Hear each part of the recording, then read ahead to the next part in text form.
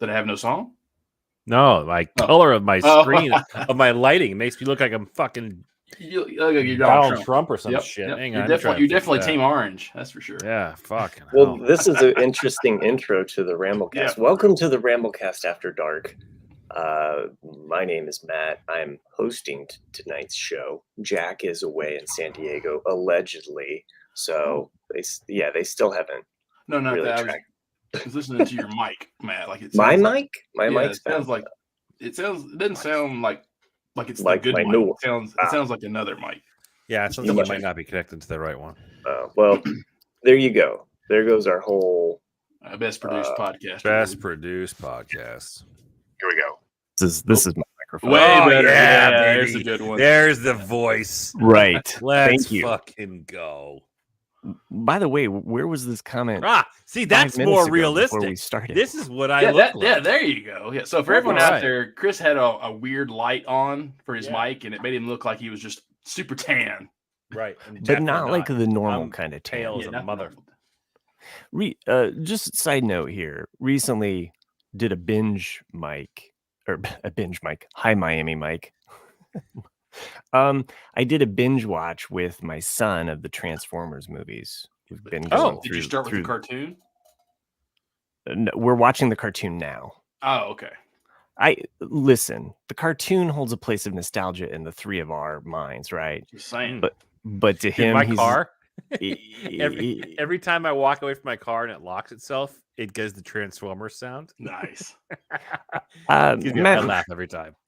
Matthew Treese, you're joining the wrong live stream. This is not the Carol Burnett. Sorry, not stream. the Carol Burnett. So but I'm sorry. I don't want to go away from what you were mentioning. No, just Transformers 2007, real quick. 2007 Transformers. Great movie. Why Shia LaBeouf. Their skin tones are so wickedly orange. Watch it. It's weird. It's like, and it's not a normal orange. Transformers, it looks like they're sweating the whole time. 2007. Check it out. Okay, go to you. I defer my minutes to. Yeah, I mean, I think that that had something. It had something to do with what's her name? Megan Fox. Megan Fox. She was super tan in that film. Yeah. But weirdly tan. Not weirdly like, tan. Yeah. It's like it's like an orange tan. Yes, I did. Yeah, it's white balancing at random. So there's a white balance which goes off of the type of lighting. Like you can have tungsten or you can have fluorescent. And a lot of web mics you have, or not web mics, but cameras, you have no control over the white balance. It's a whole thing that I was looking into as I was looking at better webcams. You're trying to tell me I can't control my whiteness? Is that what you're trying to tell me? I'm telling you that you can't control your white balance. And that is not a racial thing. Anywho.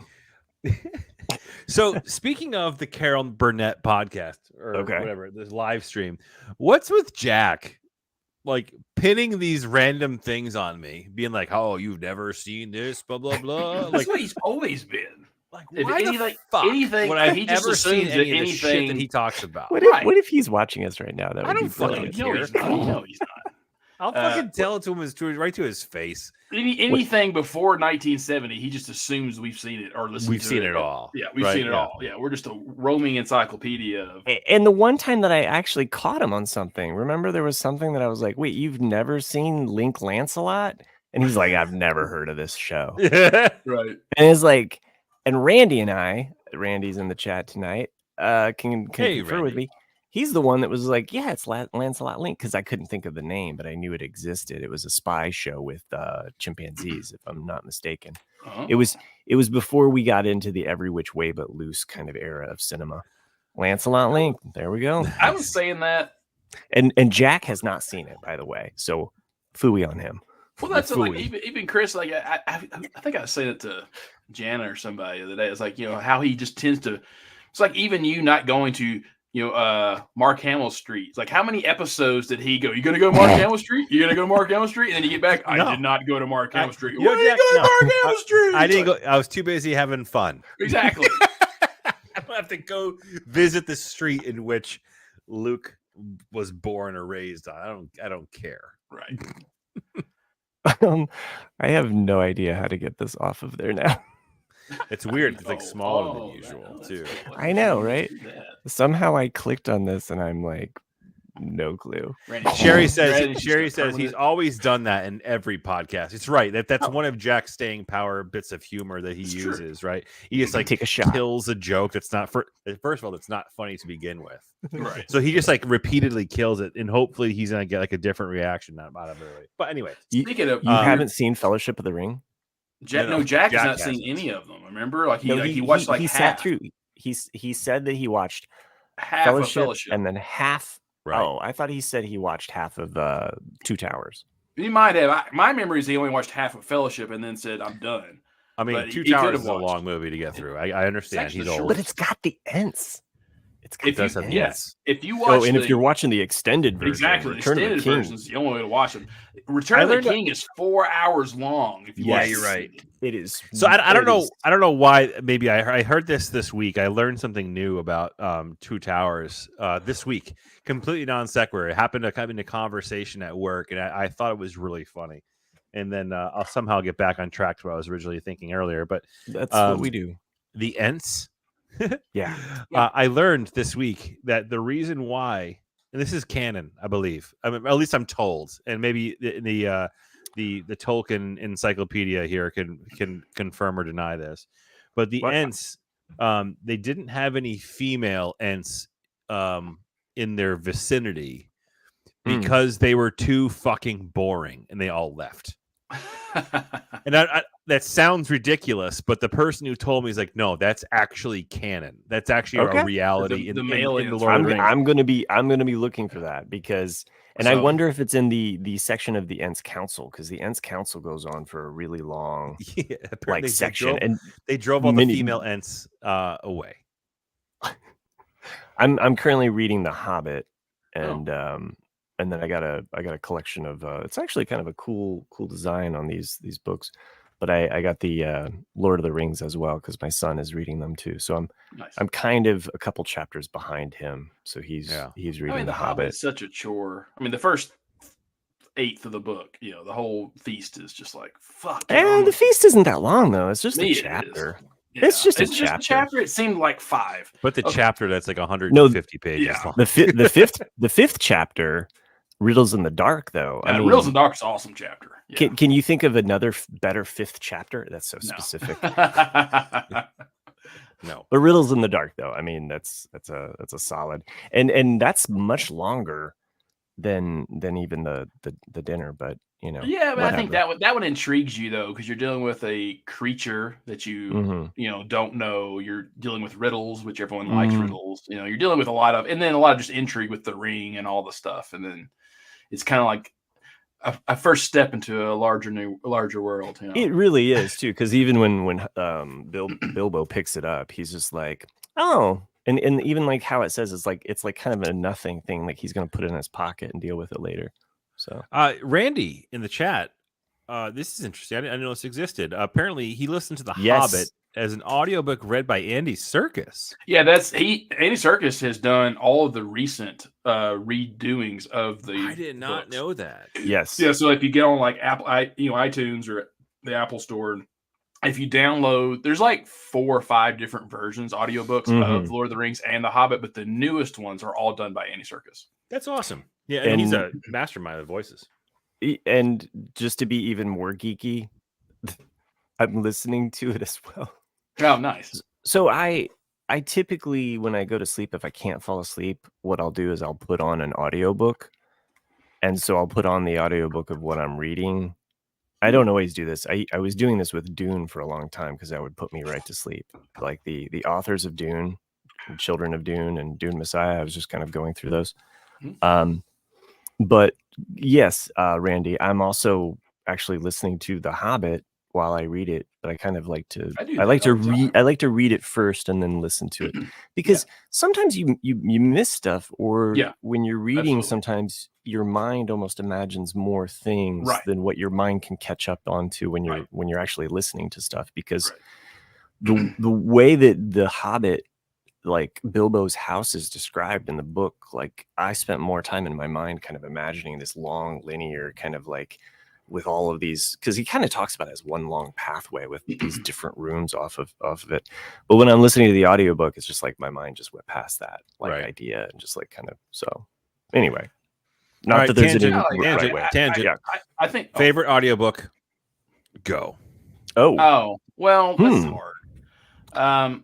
I think it depends. Like the one I was about to mention anyway was to reaffirm what Matt was saying. I've been doing that for probably at least 7 years, where I buy the book as well as the audiobook, and because exactly your mind tends to wonder of like it could be anything, especially if you really love the if like Star Wars or Lord of the Rings, anything, it's a big scope, but your mind will wonder of like, oh, where could this go? And the next thing you know, you're like, oh, where the fuck was I? But so the book that I enjoyed a lot with the audiobook as well was Dooku Jedi Lost, because that was a play. Yes. It was written as a play. That so is you really actually you hear it done as a play.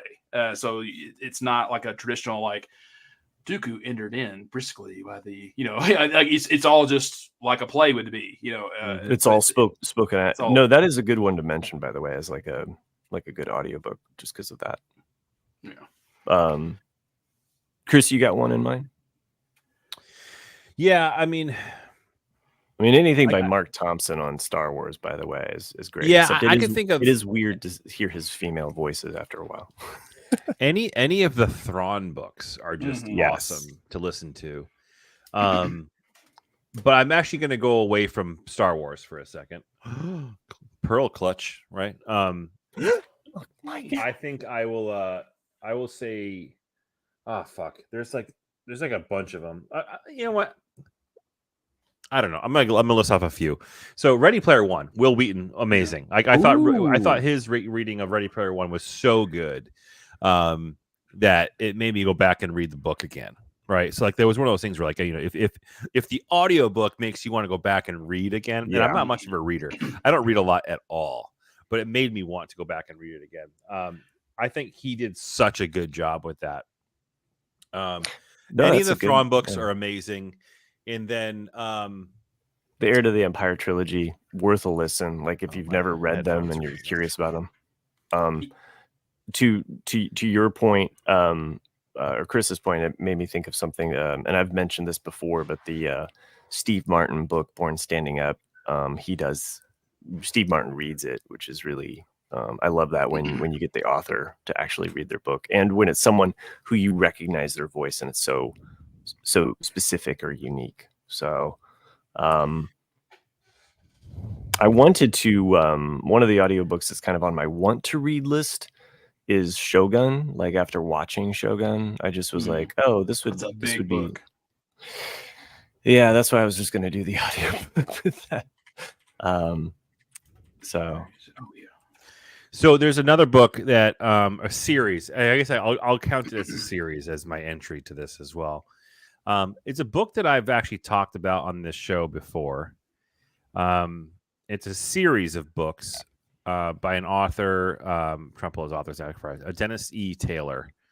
Will Fry says, "We have a favorite audiobook narrator." Will says his is Grover Gardner. What does Grover Gardner read? Drop that in the chat for us, Will. The book series We Are Legion, We Are Bob, or the Bobiverse. If you haven't read these stories or listened to them, I highly, highly recommend it. Like the Bobiverse book book series is actually just such a cool science fiction story about. I don't want to give it away, just because I'm not even going to share what it is. But I think that anybody who listens to this show would be a fan of it. Because you kind of learn as the story progresses, like what's happening. So I don't want to share the plot because it's let's just put it this way: it starts off in Comic-Con, which is kind of cool. Ooh, like a Comic-Con-esque event, and it has a lot to do with AI. It has a lot to do with replication, and multi-universal space travel, which is a really short version of what the story is all about, but it's a ton of fun. Yeah, Dennis E. Taylor's "We Are Legion," we are Bob. And the same audiobook reader, I'm trying to think of the guy's name. It's going to drive me nuts. I'm going to pull it up in just a second. The same guy who reads the Bobiverse series also was the voice author of oh my god, I'm drawing a blank of the goddamn movie. The Project Hail Mary, not the movie, the book. Project Hail Mary is a story that's written by the same guy who wrote The Martian. And it is a fucking amazing story that has recently been the rights to it have been picked up, and they're making either a Netflix series and or a movie about. And it's the same audiobook narrator that does both the Bobiverse and does this story. He does a phenomenal job. Like he's just a really good narrator. So I'm going to say he's probably my favorite narrator. Now I'm going to find out who the hell it is. Will Fry in the chat replies, mostly history, nonfiction, but some fiction. The Stand, The Rise and Fall of the Third Reich, and For Ra, The Civil War. Literally hundreds of titles. So Grover Gardner for those playing at home. Sometimes actors can be good though, like Stephen Lang, who probably most people know him nowadays from Avatar. He was the bad guy. He's got a real, he was also in Tombstone, but he was also in Gettysburg in '93 and also in Gods and Generals. He played two different roles, but he has a very distinctive voice, and he narrated Gettysburg. The movie Gettysburg is based on a book called shit. It's not called shit, but like I forgot what it's shit. It'll hit me later. But anyway, his voice is very good. And then Chris answering his question about another good author that's when they remake them, when the Game of Thrones books, Ray Porter, correct? Sorry, thank you, Will Fry. Killer Angels, yeah. So he's done a good. Shelby Foote's a great Civil War author as well. He's passed on. But when the show started to come out, Ian Glenn, who played Jorah Mormont, he has that really raspy voice. He's a great audiobook reader. He's read a lot of the Game of Thrones stuff, especially the little books as well, the novellas. So it's by Sir Ian Glenn. Like he has I can't do his voice, but it's so nice to listen to him. Oh, Sir Ian. Oh, I may have listened to some books by. But yeah. Okay. But or maybe I've just listened to enough British authors. Yeah. He was Khaleesi. He was Khaleesi's, personal guard. That guy, he reads books. Yeah, like I have him in a couple of. He can read. He can read. I didn't know that he could read. I mean, I'm not trying to be racist or anything. I just thought, how would that be racist? I just British watched people can't read. No, I just watched this 30 Rock episode, and like Tina Fey thinks that. Or Liz Lemon thinks that Tracy Morgan can't read, so it's a whole. And then everybody's like, "That's racist." So right, yeah. That show pushes. It's kind of a sad because 30 Rock was actually really good, and it kind of has fallen by the wayside because in comparison to The Office and Parks and Rec and the shows that were out at the time, I think people would have picked it. Well, I think one thing, and we just started watching it because we kind of go through different sitcoms with the kids. This is kind of what we sit around and they're getting of an age where we can talk about or have these more mature kind of references and shows, which is nice. My daughter immediately noticed. She was like, "There's no love triangle. There's no will they, won't they in this?" And she immediately was like, "That's awesome." Yeah. Because almost all sitcoms have to have that love triangle rom-com, and I think they ruined it. Yeah, I think love triangles ruined the show. Because that's what I think Jack even talked about that once with the New Girl. The New Girl seasons 1 and 2 are fucking awesome, and then the more they get into we rewatched it recently. I will say though, 3 and 4. It's basically the last 2 episodes that I feel are weaker. 6 loses a step, and then is 6 the last season or 5? I don't even remember. Anyway, the last season is just kind of like a Yeah, the last season. Shoehorned in there. Right. But the season before that, the last full season, I will say, for New Girl fans, I feel is where they really kind of miss a step, or it just kind of feels like maybe they lost some writers or something like that. But the seasons where they actually bring back Coach, and they have Damon Wayans on there, which is actually 3 and 4. I think he's back on there. So it actually happens after the Jess and Nick thing. So, and then they bring in Megan Fox, which you'd think wouldn't work, but I think that her character is actually, So, anyway, that's my opinion. I know Jack, and for once I can say this because he's not on here. It's that I know he says that it ruins it after they get together, and their breakup episode is horrible. But honestly, I think that the best seasons of that show are when Coach comes back, and that's post Nick and Jess first getting together. So I agree. I think there was a missing element, because I remember someone was saying that one time, because he's in the pilot, but then he couldn't get out of his contract for another show, so he had to leave.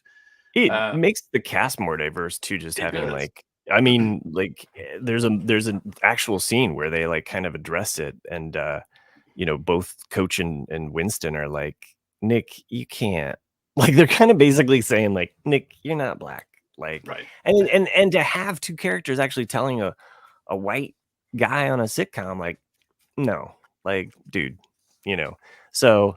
But it's also when you get this really hilarious Eddie Murphy impersonation, because and I'm sorry for blanking on the actor that plays Winston, because he truly becomes one of the best characters. He's kind of like the Phoebe. If you break it down like Friends, he's kind of like the Phoebe of the group. They're a good mix though, because because they all have their silly sides, that's for sure, and irrational sides, and they don't flip flop as much as they really don't flip flop. Like Friends, the way that Ross and Rachel do jumping jacks to not be together is just at some point you're just give it a fucking rest.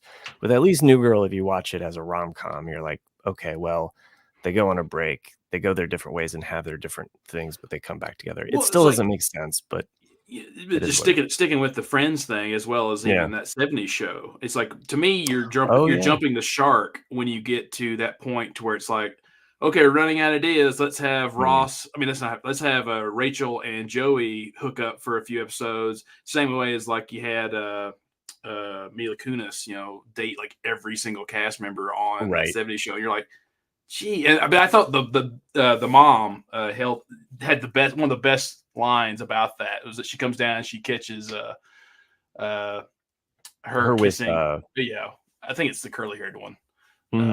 And she's like, Jesus. She didn't sound like she said Jesus. She said, geez, you guys switch partners more than square dancers, and that was perfectly described what I think the whole audience was thinking. Of just God. Randy mentions that, and I'm trying to think of the actress's name as opposed to just calling her Phoebe. But she was recently on, what's up? Lisa Kudrow. Thank you, Lisa Kudrow. She was just recently on Conan O'Brien podcast. They're good friends and dated in the early years. Enjoyed Conan. Always enjoyed his podcasts. I'd like to listen to that one. I think it's interesting that she's always been very. And I think you and I talked about this, Nick. She bristles at Phoebe, or as the character Phoebe. She hates the character Phoebe. Oh, really? We didn't talk about that? Well, I don't. I never heard her say she hates the character. She just dislikes what she's kind of distanced herself, at least from the Phoebe character. Well, I don't blame her there. Yeah. Yeah. I think there's part of her that, but I mean, she's. I think so. What did we talk about? We were talking about that with Carl Weathers, or Billy D, as Chris knows him. About how man. When you're an actor that's really super famous for one role, you quickly reject it at first because you want to do other things, and you don't want people to always think, "Oh, that's Apollo Creed." I'm not Spock. Right. The famous book by Leonard Nimoy, his biography, I'm Not Spock, and then he later wrote. Oh, the baby book. No, he wrote I Am Spock. Right. I'm kidding. Okay. that confused me in the 70s for sure.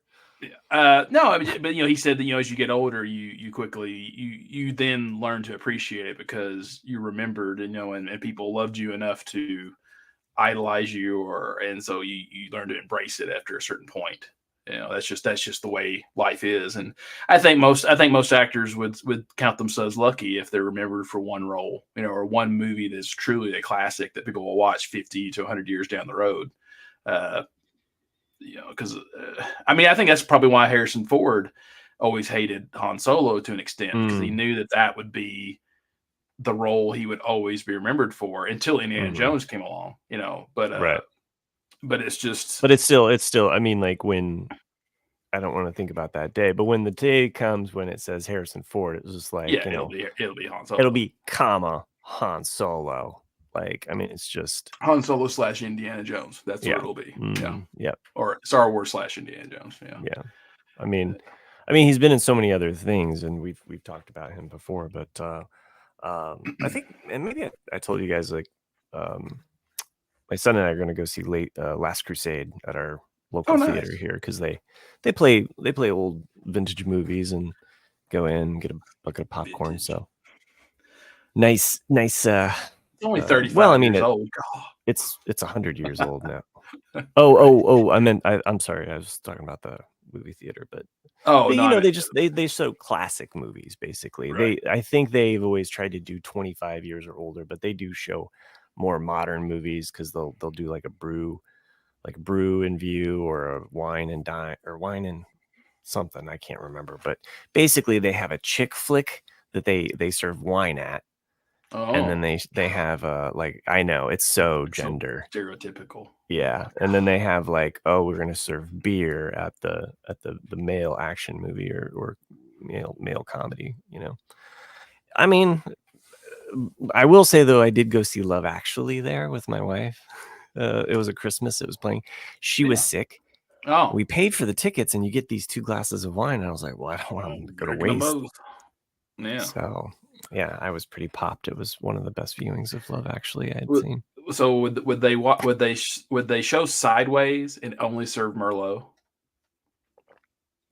Because that would, and it's fucking hate Merlot in a styrofoam cup. I'm not drinking any fucking Merlot. Yeah.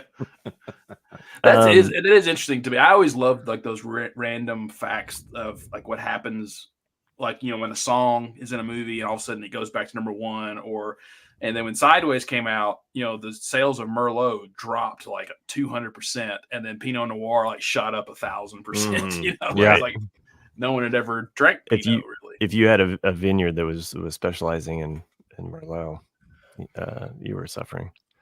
I recently, speaking of wine and movies, I mean, sometimes I get to go out to the theaters and see movies in theaters. Sometimes not so much, but my wife really wanted to see this movie. It was called Widow Clicquot, and it's about this champagne called Veuve Clicquot is the name of the champagne. Yeah, no, the orange label. Got an orange label. There you go. Oh. This is kind of more of like being cultured. Think of like a period piece with heavy on the romance. I'm good. Well, that was what I was in for, but I was the DD for my wife and her friend, so I got to go see that movie. It was I enjoyed it. It just I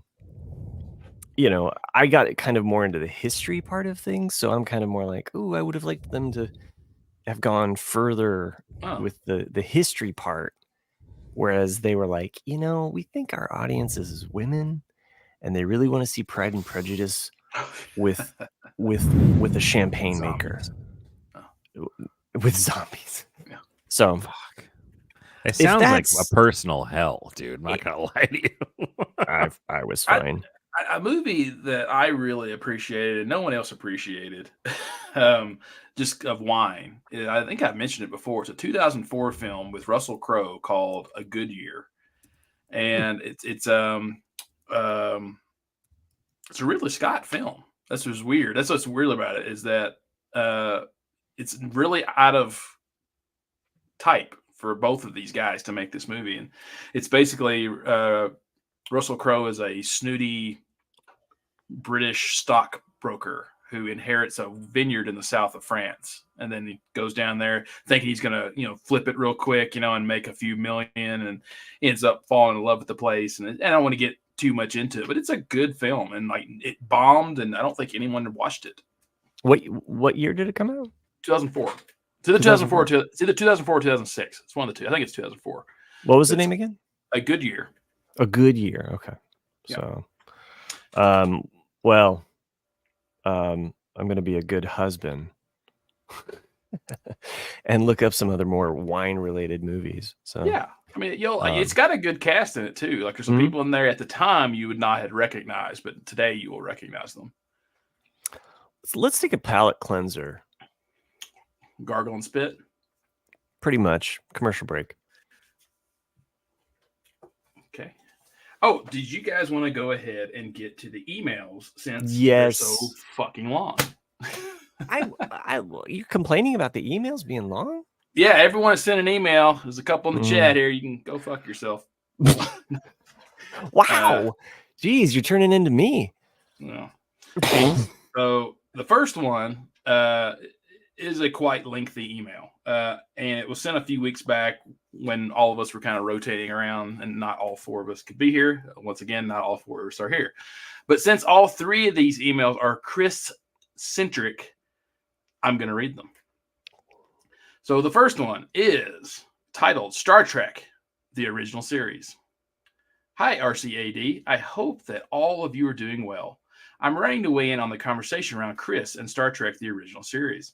I was actually planning to let this go, but Jack keeps bringing it back up, so I figured why not? Wow, there's a talk about irony. I know. We didn't plan this, by the way. No, we didn't. You don't need to read the email on air if this is too long. Too late. I don't know, Chris, but from the podcast, it sounds like we lived in similar spots in Massachusetts in the 90s. Unlike Chris, I grew up watching the original series reruns on almost a daily basis. I mean, it came on at 2 a.m. or something like that, but we just set our VCR to automatically record while we were sleeping and watch the next day. Why didn't you do that, Chris? Yeah, Chris. You're muted. Chris. You're muted. Sorry. If you want to be. I don't know why I didn't think to do that.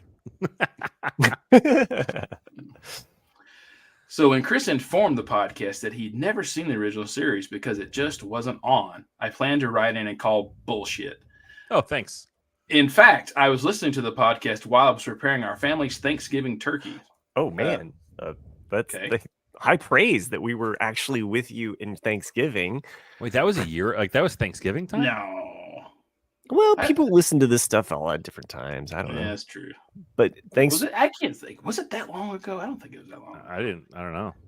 Anyway, I mean, it doesn't surprise me if Jack has been harping on that for 8 months. It definitely, it's definitely, I was watching Star Trek. So yeah, that's I true. think that does check, because in my Star Trek rewatch, I was ending with the classic series. So I would have been talking about classic Trek. That's and true. I made it almost one entire year. That's right. Because I remember when you finished it. I remember when you said I finished it up, and that wasn't too long ago. That was like March. So yeah, that does make sense, I think. Was it? No, it was last year, because it took me a full year. I thought. Wow. I thought it took me a full year. Damn. Listeners, if you know, help me out. But I swore I finished. Maybe I finished in Christmas time, but maybe a year and a month. I don't know. Is there a Star Trek challenge out there? Hashtag wants to know. So at that point of the episode, I started fuming like Bulldog on Frasier. This is total bullshit. My husband and kid ran to the kitchen because they thought I must have hurt myself or that something had gone wrong with the turkey. For months, it's been on my to-do list, although not very high on it, to write into the RCAD and call out Chris. However, new information has come to light. Okay. And instead, I'm writing in defense of Chris. No shit. Okay.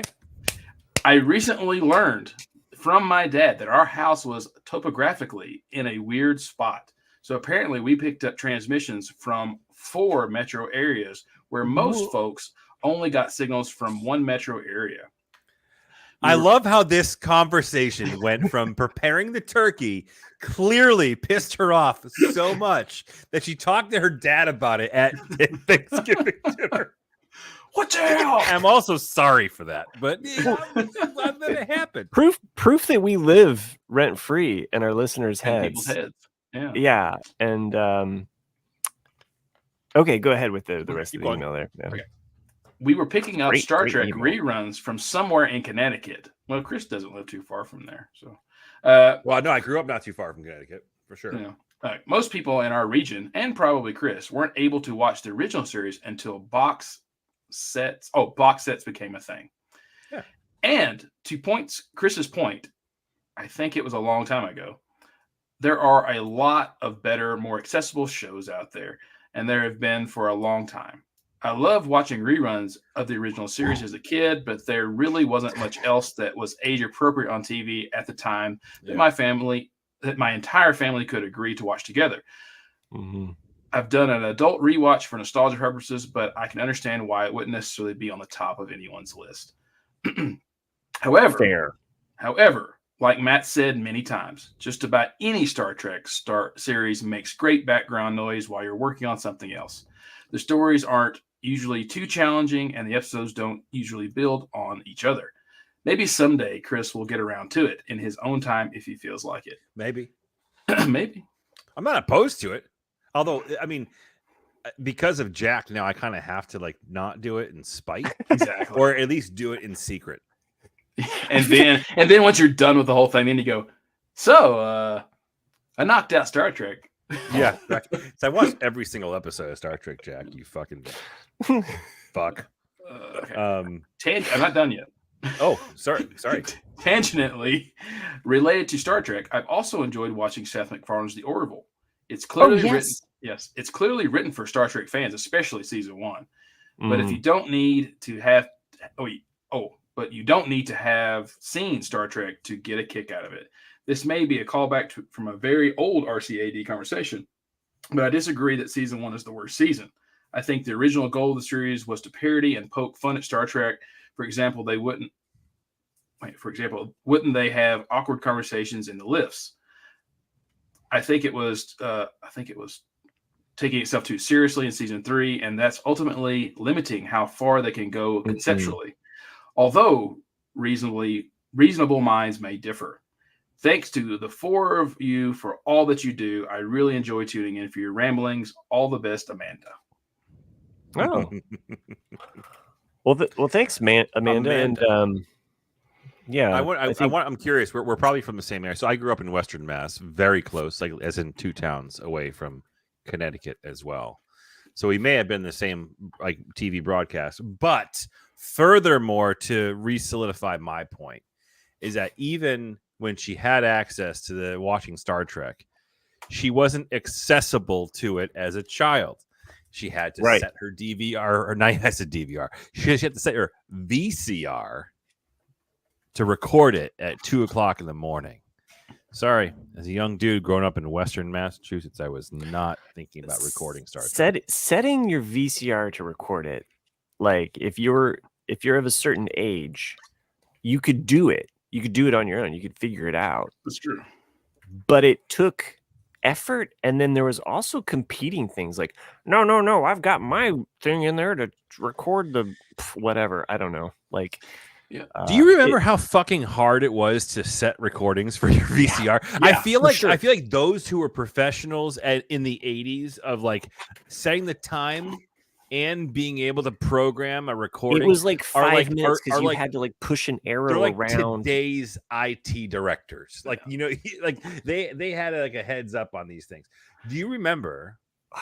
I just had a flashback, and I don't know how it works. I never had one, but do you remember VCR Plus? Yeah. Yes. So it was a specific VCR. I had it. that you press in like the code from TV Guide of the show, and it would automatically set to record it, so you don't have to worry about any of the bullshit. VCR.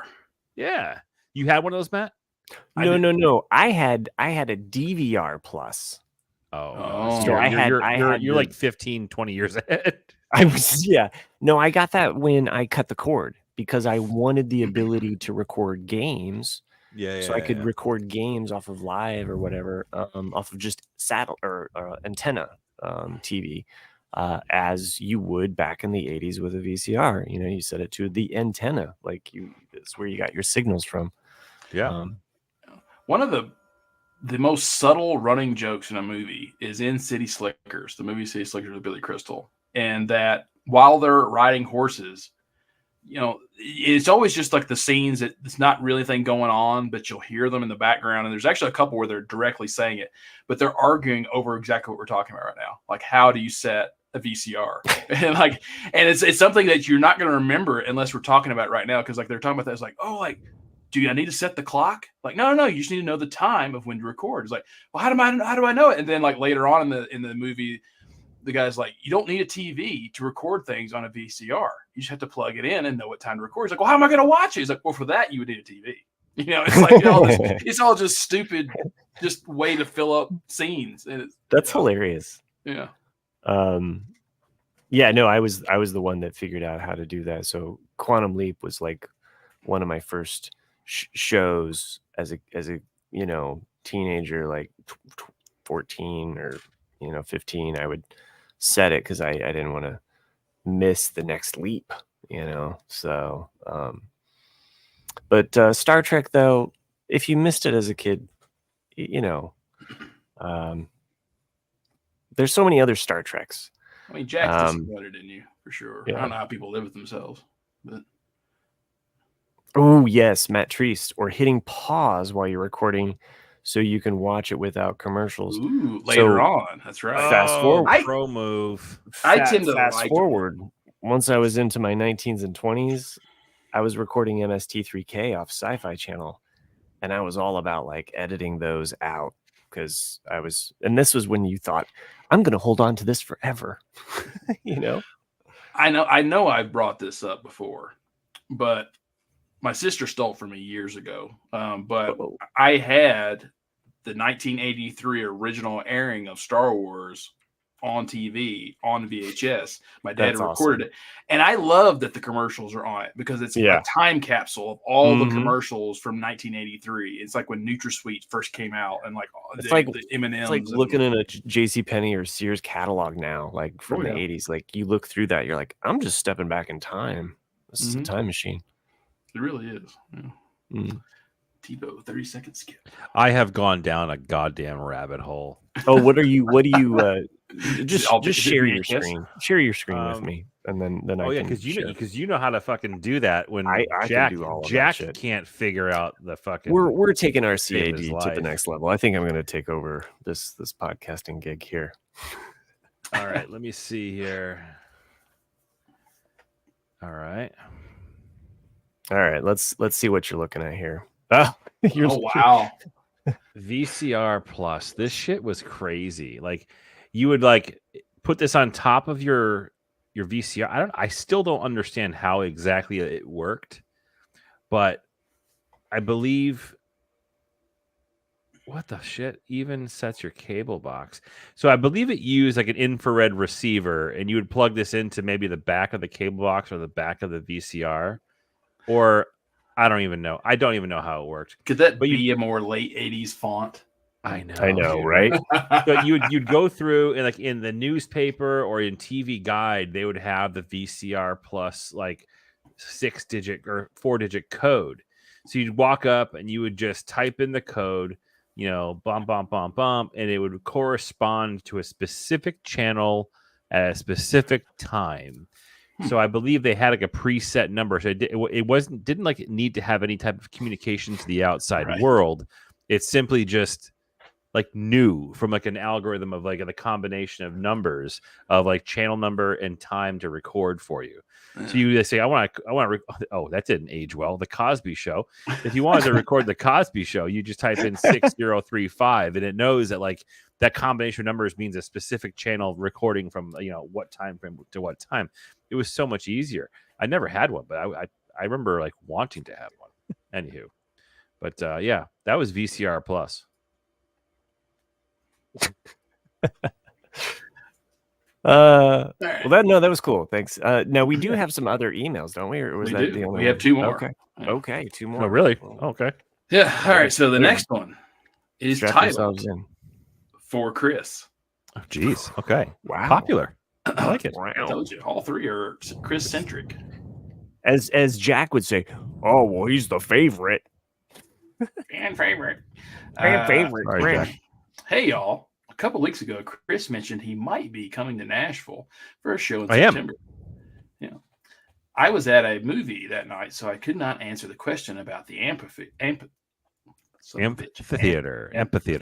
Yes, thank you. Chris, I think the show you were talking about is at the Ascent Amphitheater. It is in downtown, right on the river. It opened around 2017 and is a great venue. I have been a lot of shows there. You will definitely enjoy it. It is convenient. That is the place. Ascend. Yep. It is convenient and small enough that there is no bad seat. I want to give you a pointer about the drinks there. Alcohol, all alcohol, but especially craft beer is expensive. Oh, yeah. In all caps. Like $20 a can, most likely.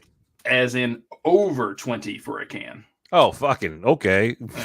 Yeah. I'm sneaking joints into that place. But there is a workaround. Okay, I'm hearing. There's always a workaround. Yeah, the old reach around. There is a wine stand where you can get an entire bottle of wine for $50. This is absolutely the best bang for your buck there. Yeah, but fuck, I can't picture myself drinking a glass of wine at a concert now. Just chug the bottle. Fucking Merlot! The fucking Merlot! What is this shit? Okay, I'm listening though. These are hot tips. Okay, keep going. On the other hand, the show is at First Bank Amphitheater. The show is at First. Okay, this is actually south of Franklin, which is 20 miles south of Nashville. There is only a 2-lane road to get to it for the final 2 miles. So I guess we've already established that this is not the amphitheater. Correct. Yeah, it will be the Ascend Amphitheater. Okay. But, thank you for the good tips. That's awesome. Not done yet. Oh shit! Sorry. This email is all for you. You got to sit down and just enjoy it. Love. It feels it warms my heart. So I'm going to a concert at that venue to see REO Speedwagon, Train, and Yacht Rock Review. Wow. That's a phenomenal show in August. 2 quick things about Nashville and the law. THC is not legal here. So I'm not sneaking joints into that concert. Yeah. But currently, THCA is in a kind of legal gray area. Tennessee's fucking a little bass backwards there, but okay. Yeah. I believe Indiana's the same way with that. So you can buy products that contain THCA. Yes, there are people selling it on Broadway. Nice. But like Vegas, ignore them. There are stores near downtown that I understand are much better. Not my thing, so I can't really tell you more than that. Okay. I've got 3 more paragraphs. Oh. Okay. Cops. Nick hates to read. I do hate to read. That's why we listen to audiobooks. Cops. This applies to Broadway only. Think of them like college campus cops. They are there for safety. If you or anyone in your group overdoes it and the police get involved, be nice. Do not argue with them. They may just take you to your hotel or try to contact your friends. As long as you can remember your hotel. What are they going to do at the hotel with me? I know, exactly. That's where my thoughts went too. They're going to take me to the hotel. All right, now get on that bed and spread them. Oh, that's Nick. Yeah. Some tourists have started wearing. Time out. Randy in the chat says Jack never got 3 paragraphs. This is true. Fucking love it. Okay. Hope you're listening, Jack. To Jack's defense, if Jack hadn't gone all out and been like, "You never seen Star Trek? Oh my god!" Okay, that isn't really how Jack sounds. But if he sounded like a van down by the river, he'd be telling you that why haven't you seen Star Trek? This email wouldn't have existed, right? He would take credit because it was his shtick. Yeah. Yes. Yeah. So we can't let him. All right, I'll give him a little bit of credit. Okay. But not too much. The person did eventually come around to your side and realize they did. Yeah. If they do take you to jail, keep your mouth shut. It's an 8-hour hold, and they'll probably release you with nothing further. Oh. You can then contact the county clerk the following week and have the record expunged for free. Or you can bail out for about $100. But then you have to come back for a court date. Are you saying that they run the law like fucking Mexico, like it does to tourists down in Tennessee? I guess it's a big money-making operation, wouldn't it be? It seems to know a lot more about this than hey, I don't do it. It's not my kind of thing. But there's some like experience happening in these comments. That's for I mean, Randy just said, yeah, speaking from experience. But Randy for the win. Yeah. I don't intend to get that involved with the law enforcement of the area that this 2 days. I think they're just looking out for you, Chris. They know you're violent. They know that you're a violent history. Fuck you, Nick. And, I rest my case. So fun fact. I mean, fun addition to this trip. So yes, I am taking the trip down to Nashville in the second week of September. I think it is.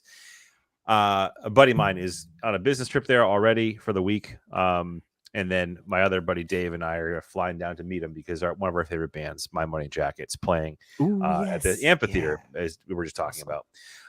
Fun additional fact. I'm like, I fly in on a Tuesday and I fly out on a Thursday. And I was like, oh, well, let's see what's going on around town on Tuesday. Like maybe for another a comedy show or but then I'm like, why would I be looking for a comedy show? I'm gonna be in the city of music, which is like, so I was like, okay, I looked at the calendar. Fucking Weezer is playing. What? With the Flaming Lips and Dinosaur Jr. And I'm going. I'm like, fuck it, why not? It's at a venue and not like it's at the Bridgestone Arena where the Coyotes play. Or no, not Coyotes. The Predators, rather. Preds play. Why is there a team mascot named Predator? It's just okay. Anyway. Yeah, you said that last time too. I don't know. I did. But how cool is that? Like, they're apparently, I didn't know this, but Weezer is doing like a Blue Album tour. Whoa! So the entire tour is about the Blue Album.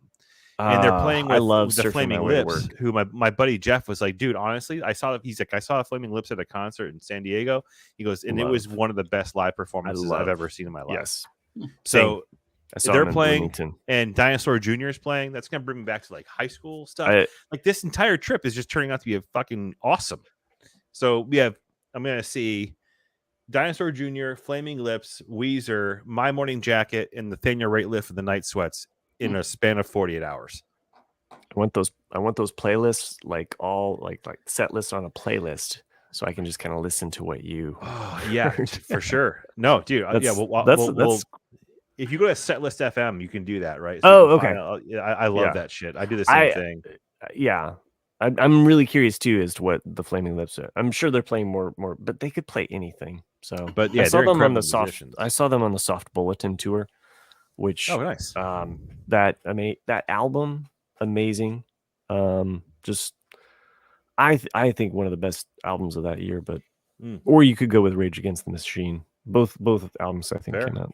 Yeah, but anyway. So this trip to Nashville is turning out to be fucking pretty sweet. So I'm pretty excited about it. But I do appreciate the heads up. I've been to Nashville a couple of times before, and I love it there. I think it's awesome. And I'm excited to go, especially during a time where it's going to be like midweek in September. So it's not going to be, like bullshit crazy everywhere. Like it, I mean, maybe it is, but who knows? But definitely won't be your bachelorette party atmosphere. But thank you, Matt. Don't get arrested. I'll do my best. I'll do my best to not get arrested. But I'm if you now know what to do, though, know what to do. So Miami Mike calling out the emailer, saying he's got a lot of info about being arrested. Randy says, "Yep, speaking from experience." Hey, you know what though? Sharing it out. Sharing is caring. Thank you for the heads up. One last thing. Oh, okay. Oh, for fuck's sake, Nick. Fuck. Okay. Sorry. Ascend is great, but the Ryman is the best. It seats 2,300 people, and every seat feels like a small club. You should definitely try to see a show there someday. After the first 10 or so rows, the best seats are actually on the balcony, which is true. This is Will. Yeah. I didn't even know it was Will. This is awesome. He's like, I've actually never been arrested here. Will the whole time is like, oh god. Yeah. Below are two pictures. One is from the top row of the balcony I took this past weekend on a backstage ghost tour. The other is from a Bush show in the spring of 2023. I was about 6 rows up from the balcony, and Gavin climbed up into my section for a song. So, dude, what a picture, dude. That is awesome. This one is what it looks like from the top, Yeah. And so you can see what he's talking about, like I'm like pointing at the screen as if like you can see. Oh, that's crazy. So, that's the floor down there, and this is the balcony. And so, yeah, he's right. Like, you should always try to sit on the balcony if you can't get front row. And the second one, you can see there, he climbed up the balcony to see right there. So that's pretty freaking cool. Dude, that's wild. I love it. I love those, like, those places. Like, they just built, like, a version of that in Boston. It's part of the... what do you call it? The back corner of Fenway Park. They built the MGM Boston, I think it's called. But it's got that similar balcony, that short balcony, but the small stage area. I want to go see a show there. I haven't had a chance to, but it looks a lot like a much more updated, newer version of that one. But that one's awesome. The Ryman's the old original Grand Ole Opry, so it's a church. I mean, it's a church. It has the feeling of a church. It's all wood. And it's really best if you can try to catch an all acoustic show there because the sound is amazing. I mean, I've seen electric shows there. I saw Mike and Trey from Fish play there an acoustic show, and that was really cool. I've seen Neil Young at the Ryman, but yeah, I wish I knew that ahead of time. I now I want to go there because it looks awesome. I'm gonna see if there's anything else going on, like maybe during the day. They don't do like day shows there, do they? They have day tours and things. You just have to kind of look at their schedule and see what they're doing. But it's right there on Broadway, so you can't miss it. Oh yeah, that's awesome. I'm just looking at a picture of it now. It's legitimately a church. That's awesome. Mm-hmm. And then, like, I've told that story before. Like, Paul McCartney in '74 went to Nashville to record Venus and Mars at first in Nashville. He didn't like something that wasn't right in Nashville, so that's why he went down to New Orleans to record it. But he did record 2 songs while he was in Nashville: Junior's Farm and Sally G. And the story that he always tells is, he got to do a private tour of the Ryman, which was the Grand Ole Opry then. And he said that it's one of his memories of the place is that he decided to get down on the ground and look at the pews from the bottom. And he said that it was just nothing but gum all stuck underneath all the pews. And he said, he goes, in his mind, most people would probably be disgusted by that. He goes, but in my mind, he goes, this is so America. He goes, and I'm thinking about all the teenagers that are sitting there, like, listening to this music. And what do? They take their gum out, stick it underneath the pew. It's like, it's just been like all these years of gum, like, piled up underneath. And one day we're going to use that DNA to create super soldiers. Right. A week later, the Beach Boys are playing at the Ryman. Fuck! What? That would have been amazing. Well, so that's Mike Love and Company. Yeah. So. Oh, yeah. So you don't want that. Yeah. Yeah. Still, it's just my first ever concert was the Beach Boys. Yeah, I saw the Beach Boys. Was that? I think I saw them at Ohio Is that before State you were kidnapped Fair. in the spaceship and taken into the future? Nice. Good call. I appreciate the reference. Oh man. One of my favorite movies as a kid too. I know. Compliance. Well, was that the entire email? That was the entire email from Will. Yes, and we have one more. Thanks again, Will, and thank you, everyone. Thank you, Will. I appreciate the heads up, and I will do my best to not get arrested. But if I do, I will take your advice. You know what to do. You know what to do now. Yes. So this next email is from probably the most loathed listener that we have. Oh, okay. It's just called RCAD Feedback. Wow. Yeah. Oh, hello, fellas. I wanted to send some old school media junkyard go fuck yourself feedback. Oh, nice. In the last episode, Jack mentioned GFY Mondays, baby. Let's go. Jack mentioned the fabulous and hilarious Carol Burnett. Boston then said that nobody was searching for clips of her show on YouTube. Well, I am nobody, and I searched and watched clips of the Carol Burnett show on YouTube. I've been a fan of hers since the summer between 5th and 6th grade, when reruns of the Carol Burnett show would air on a local channel at 11 p.m. for a few years. So during the school breaks, I would watch the Carol Burnett show every night before bed.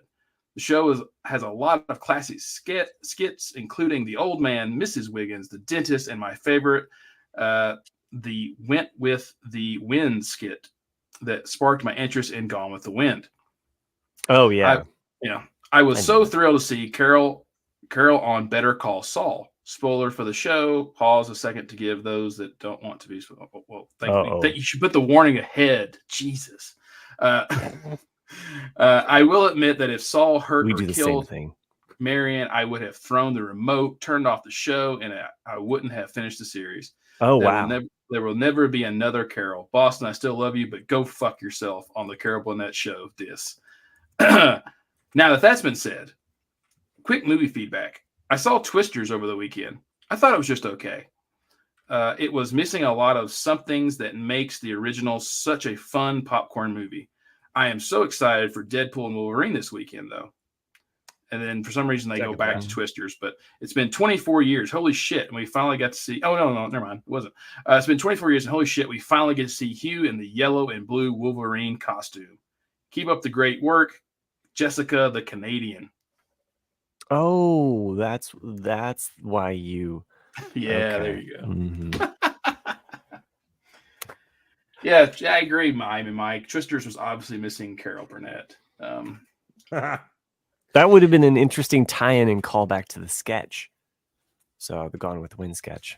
So yeah, actually, the Carol Burnett live stream is up to 50 viewers right now. Look, 50 viewers in the Carol Burnett live stream. Well, look, we don't need to jack ourselves on this one, okay, guys? We can actually just fully say that we do like Carol Burnett. Nobody is saying that we don't like Carol Burnett. Only Jack is saying that we don't like Carol Burnett because we haven't seen all of her sketch comedy, so or the show.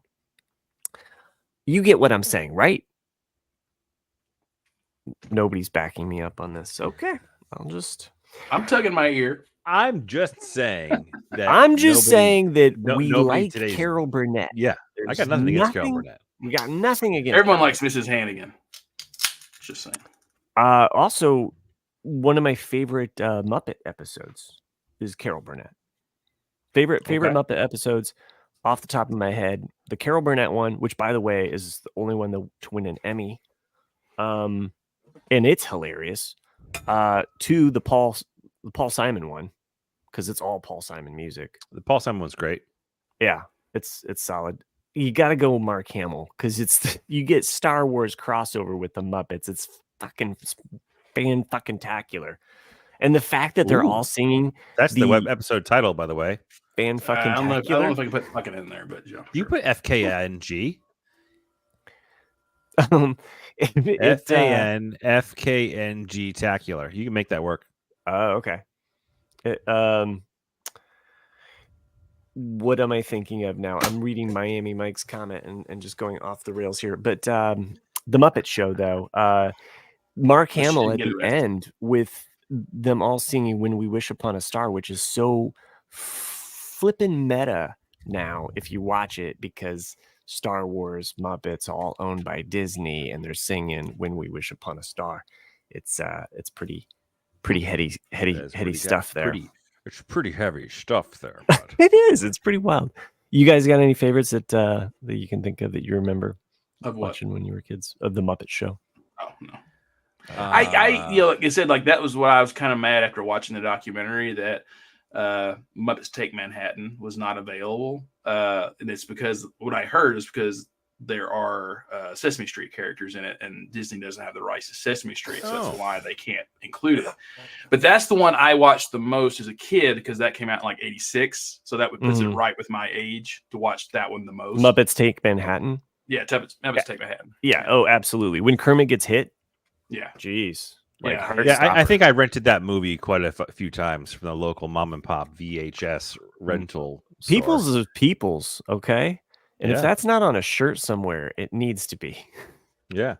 And then for me, I think watching the Christmas episode, the Muppets Christmas, was like a staple. I think Denver.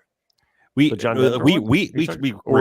it on a VHS. You know, somebody was able to do it in the house, and we recorded it. I think I watched it so many times. And then one's like, "Watch the Icy Patch," because everyone slips and falls at the front door. Well, all 5 seasons are available on Disney Plus, so it's watch them while you can, or they're going to take them off in a year. I went back to watch Indiana Jones Chronicles. Gone.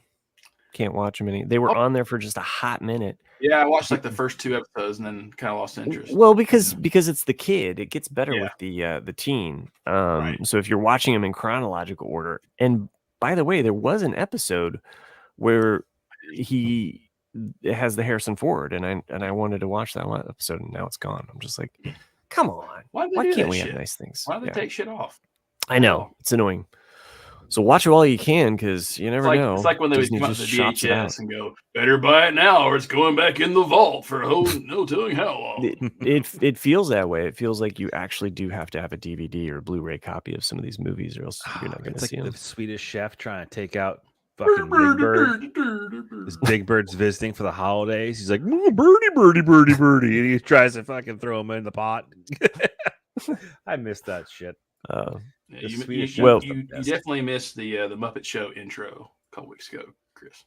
Oh yeah, that's right. I was trying to. That was the song I picked to do. See, it comes full circle, because you know what the icon I used for tonight's show was Kermit with a banana. I did. I know. I thought that was very clever, because I want to say that was better done than any of the ones Jax have done, because you actually had a real banana.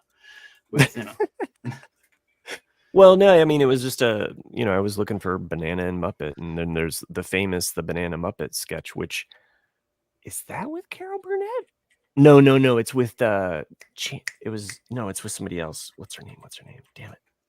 I just was looking this up the other day. Christmas. That's what it was. Muppets Family Christmas. Yeah, that's it. Yeah. 1987. Yeah. It was a crossover of Sesame Street, the Muppets all getting together for Christmas. Yeah, that one you can watch on YouTube illegally, but yeah. Yeah, it was Fozzie brings everybody over to his mom's house. It like drops it in, and Sandy Duncan. That's who it is. She's on the episode with the the banana sketch Muppet episode. So for those Muppet fans, for those that don't like Muppets, go fuck yourself. So I love me some Muppets. So they just there's something else going on with Brian Henson. Like he's doing some kind of more, young adult style puppet kind of show. I think called Pop Up or something like that. Yeah, I don't know if it's like just a live performance kind of thing, like what they did with Avenue Q. But anyway, we're just about out of time. I'd like to talk more, and but if you guys have, if you haven't gotten around to it, watch Presumed Innocent on Apple. The last episode just aired today with Jake Gyllenhaal. It's a good remake of the Harrison Ford film. They definitely changed it from the book and the movie, so it's okay. So it's on Apple. On Apple, 8 episodes. We'll get together next week again. I think who's in next week? Are we all? Yeah, back? I should. I think we should all 4. I'll be here. Yeah. Cool. One thing that we talked about on the last episode, we didn't get to talk about in this episode, but also Randy mentioned it in the comments. And by the way, really sorry for all the confusion last week with the 2 links and the 2 episodes, and we were all like. So sorry for anybody that got lost in that or didn't get to listen to the first half and then joined us late. Like I didn't even show up. Yeah, you didn't even show up. You didn't get the right link either.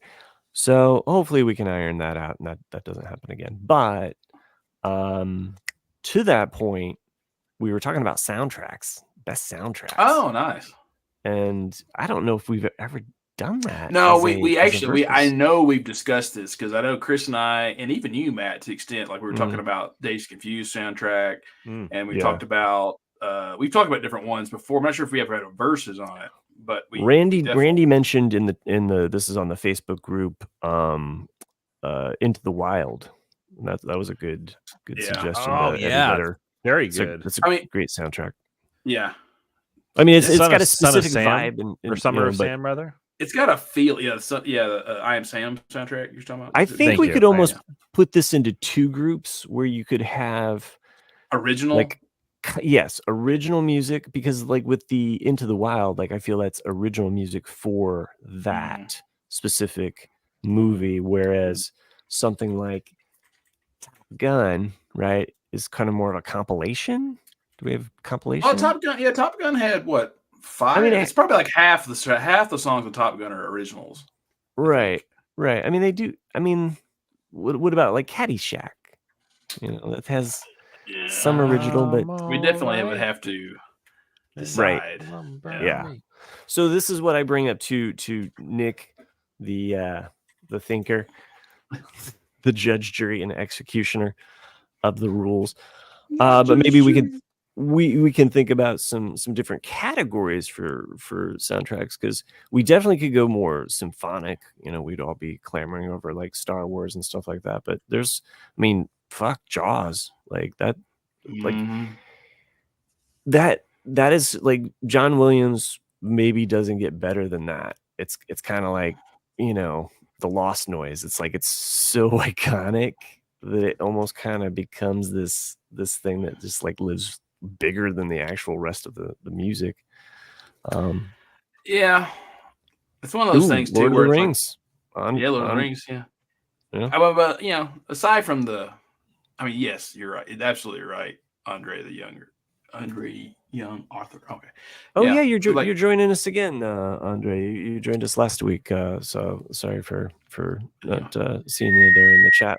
So, whoa, nice. Yeah, like that's the one that everybody knows, you know. But yeah, sorry. I mean, it's one of those things where like I could put on either Star Wars or Empire Strikes Back to kind of reaffirm what Matt's saying. I can just have it on mute, and I can say every line. I can know every music cue. You could actually just have the soundtrack playing and not even have the movie on, and I know exactly what's happening in the movie. That's how iconic the music is to it. Lord of the Rings, I can't do too many of the themes. There's a few in there that I could be like, oh yeah, but like, yeah, I don't know. I mean, the thing about the Lord of the Rings when I was watching The Hobbit was that when you watch it, because you've already seen Lord of the Rings, and you hear that those notes come in with the ring, it just like it cements something like so sentimental and powerful. I don't know. I love that shit. What's the differentiation of soundtrack of like compilation like versus composed? Like, what's the term? If I were to search like a Google search to say score, like thank you. That's the word I'm looking for. So best movie scores. If we're gonna have that conversation, you need to bring Ralph on the show because he is one of the most knowledgeable. Feel like you run laps. I know. No, he knows more about about movie scores than I do pretty much about anything else in life. He is very, very knowledgeable with movie scores. And that's the argument, though, is that like if you're using original music, like what do you define? Because there's definitely some soundtracks, like you can even say like the Dune soundtrack, for example, right? Or it's not really. They're not melodies. They're not really. It's meant to drive emotion. And you love it for what it's giving you as a viewer, but it's not going to be something that's an actual song that's iconic in a film. There's an argument to be had. Yeah, no, for sure. And I mean, and I know that to that point, Ralph is very anti Hans Zimmer, and to a point, like Zimmer's kind of created like a factory kind of system where he's kind of not necessarily the composer of everything, but he takes the credit for it. I liken it to like how I look at Jeffrey Coons. So it's like, there's a name, but he doesn't make his shit. It's just a name. Like he got to this point where he has enough money that he can just hire artists to make his artwork for him, right? Like this happens. So, and yet I love some of Hans Zimmer stuff. I know that Ralph would be like vomiting in his mouth a little bit for me just even saying that, but like I think of Interstellar or like what was the other movie? Inception. Like the music in Inception, like I really kind of fell in love with that, But like exactly, I mean, he's been using the same composer for all of his films as well, because Inception, Interstellar, they're all just kind of. Dune is also Hans Zimmer, so that's why I was kind of mentioning because Dune kind of in many ways, like the music just kind of creates or emotes a feeling of space or like it just kind of. It's almost temp music that's basically spiced up. I remember like 4 or 5 months back, for all I know, it could have been 2 years ago. But Matt and I were talking about Brian Eno, and Chris, and then Chris out of nowhere pulls like, didn't he do like a space soundtrack? And I'm like, yes, he did. He did 193 for the Apollo stuff. And like, there is no sound in space, but that soundtrack, though, is exactly what you think of when you think about space travel, and like what it encapsulates, what you would think of when you think of space sounds, and it's so that's something like that's it's great about scores, is that someone can put a feeling to notes. Yeah,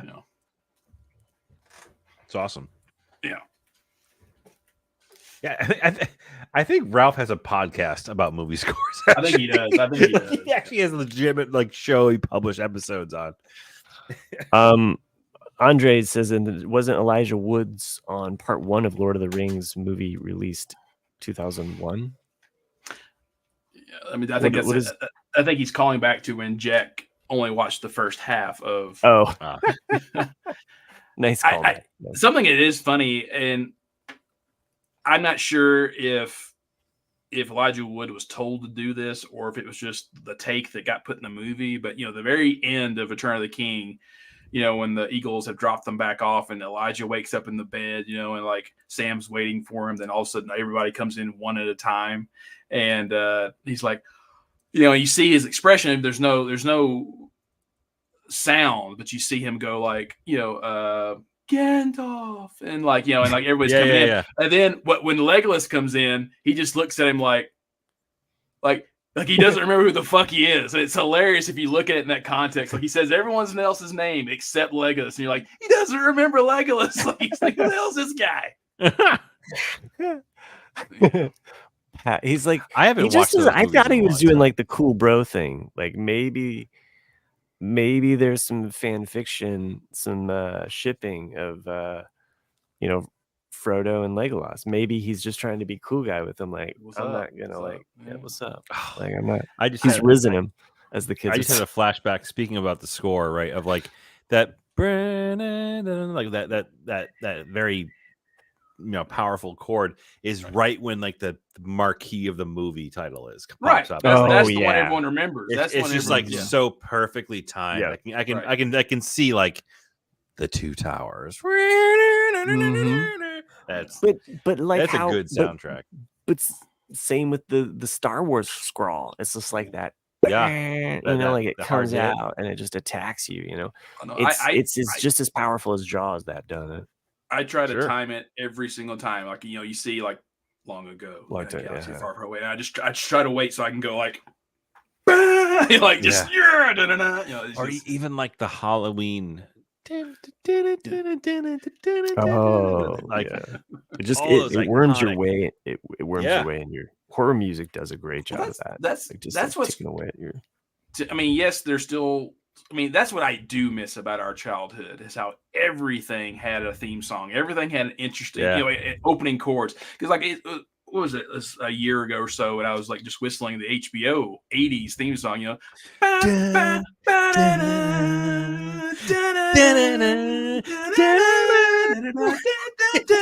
it's like everybody who grew up, they know it. Dude, so good. So good. I can see the marquee scrolling thing where the HBO goes sideways and the beams of light are shooting out and it goes across. Oh yeah, fuck yeah. Yeah, I mean, so even like just stupid shit like at the end of shows, they'd be like, sit, boo boo, sit. Good dog. Good dog. Oh my gosh. Yeah, that was. Yeah, like all these like just. It's not boo boo. It's ubu because it it's about- Ubu Productions. Okay. Good night, Mr. Walters. Right. Nice. Dun, dun, dun, dun, dun, dun, dun. Gracie Films at the end of Simpsons. I don't even know. And then the shh. That's when the shh. Yes. Yeah. Oh shit. Yeah, things were way cooler when we were kids. Yeah. Yeah, those little outros.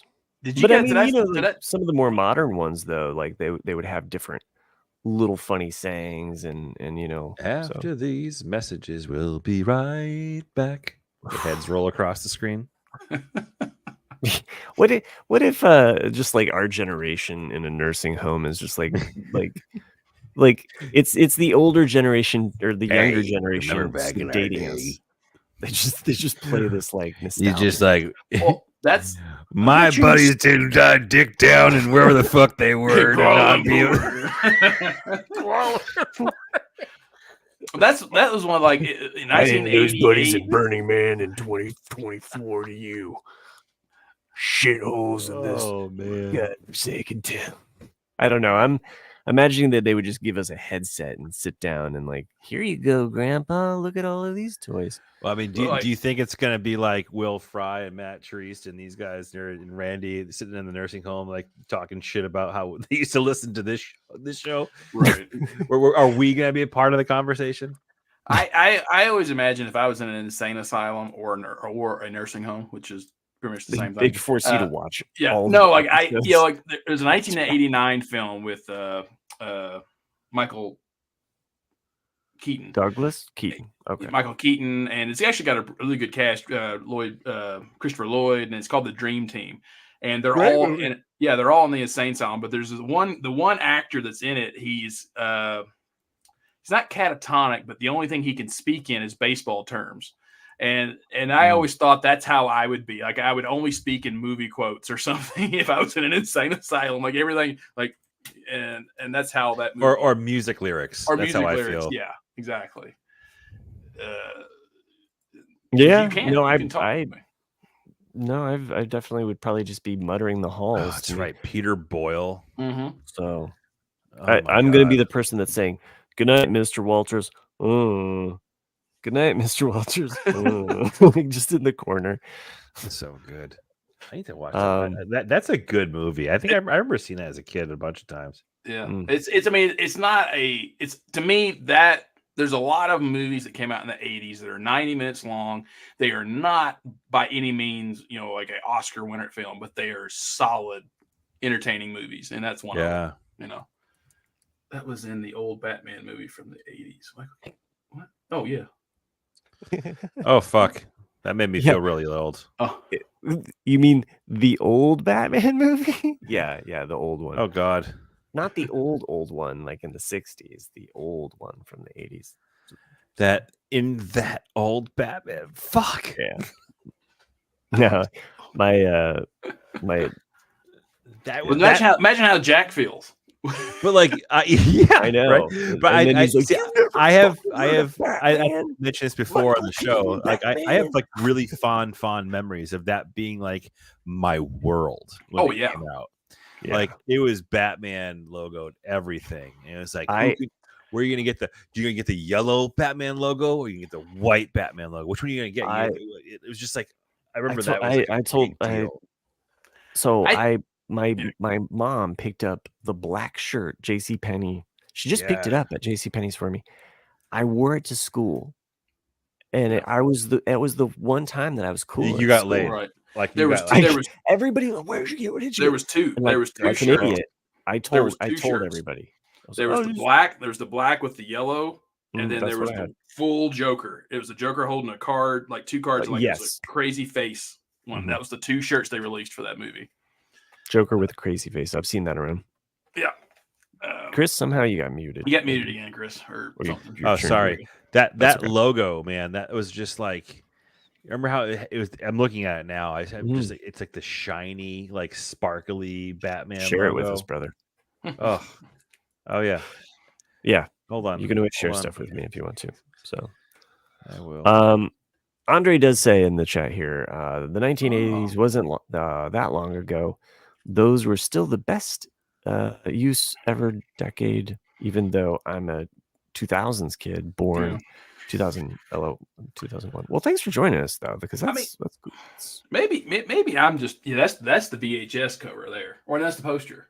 Yeah, but it was the VHS as well cover. Yes, that like toned bronzy, like it just brings back memories.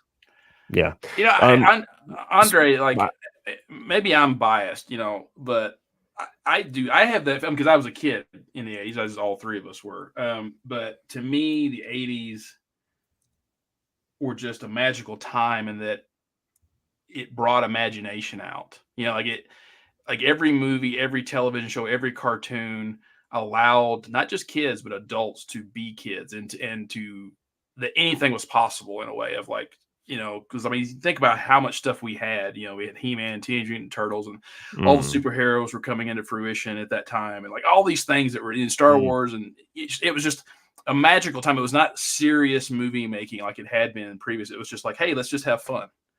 I know that's the way my memories of the 80s is, and there was a cereal for everything and toys out the ass, and it was just the toys in the cereal boxes was just something amazing. There were Kellogg's did records. You could get a 45 in a cereal box. So, it just you'd send away for box tops. I had this memory just the other day. My mom had signed me up for this like special thing. It's like it would come in the mail over summer. Because you're like, oh, summer's out. You're not in school. And she was like, oh, I signed up for this thing. You'll get one every month over summer. And it'll be a packet full of things. I fucking waited for that thing. Like, I swear. Like, it was just like, the fact that she told me that it was coming, I think it made that summer extra long. All right. Because every day I would just wait for the mail. And it was just like, it's not here. Okay. And that's what's crazy about today, like with Amazon and everything. So like now if I order anything and it lasts longer than 3 days, I'm like, what the fuck? Yeah. Right. And yeah, back then you'd wait it'll be there in 6 to 8 weeks. 6 to 8 weeks. Right now, Chris, you're sharing with us the Joker. Jack Nicholson is the Joker. I remember just being as a kid, like, when was the last time you saw Batman? It's been a long time.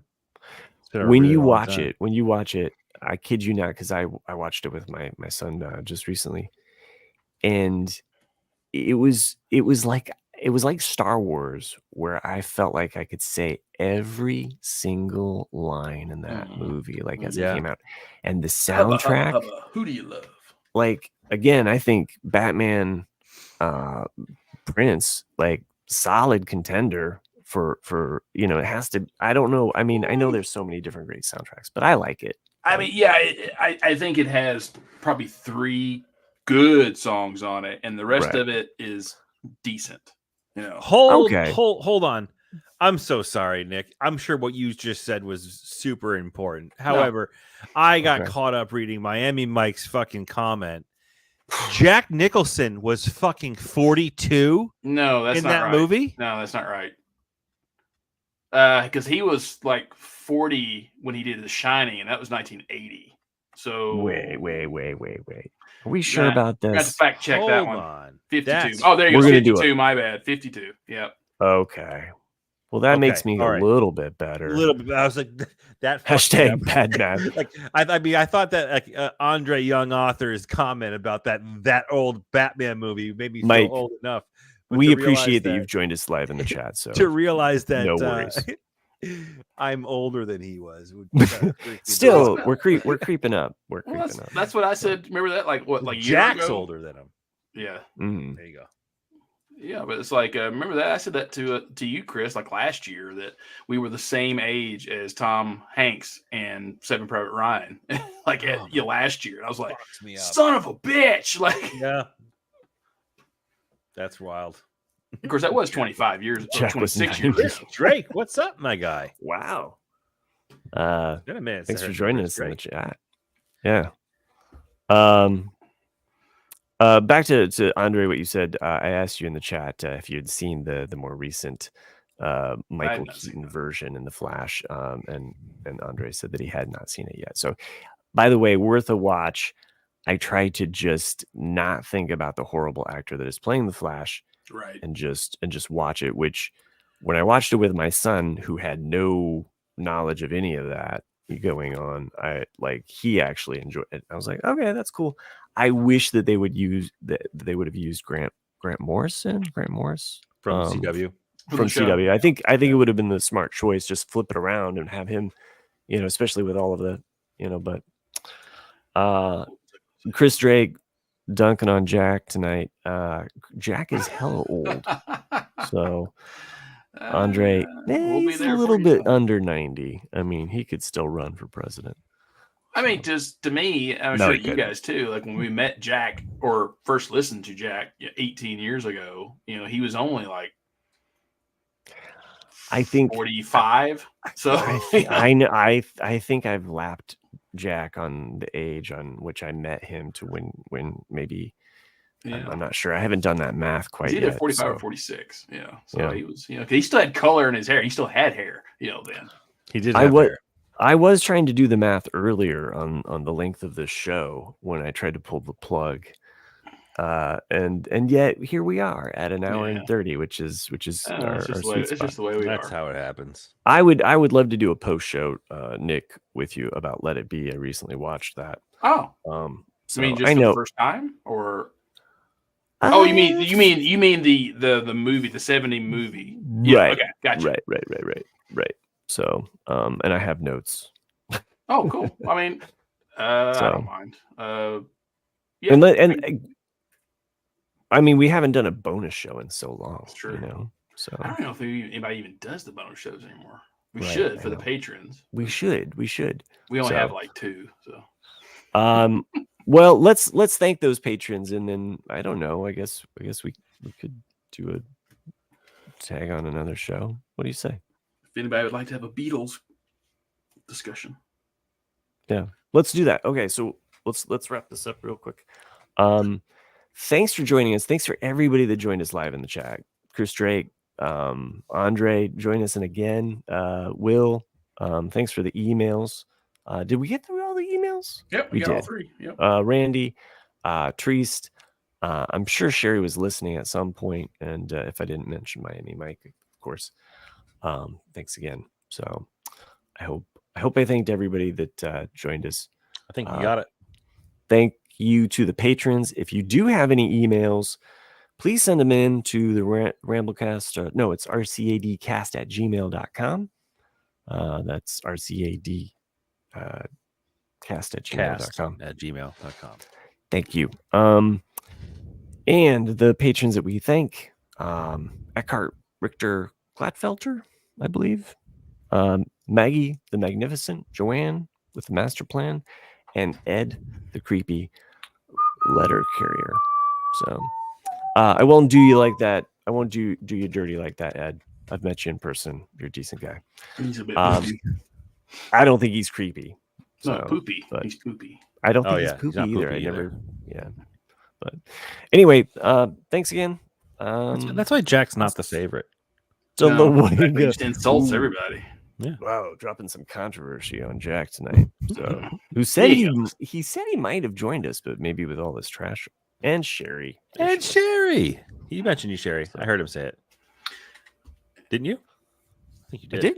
Yeah, I did. I said I didn't know if she had joined us, but I am curious. Like, I'm sure you guys saw the brick. So for everyone out there, Jack's family got a brick put in at Petco Stadium. Oh, yeah. That has their family name, fans since 1969, all that. And I am very curious how much they paid for that fucking brick. But that's got to be a pretty penny. I bet it's a pretty penny because there was the small bricks, and then they had the big brick. So it's like they dropped some cash. That's awesome. But anyway, you saw the photo I sent. I did. Flip them off. Nice job. Well, thanks everyone for joining us. We'll talk to you later. And good night. See y'all. Hasta luego.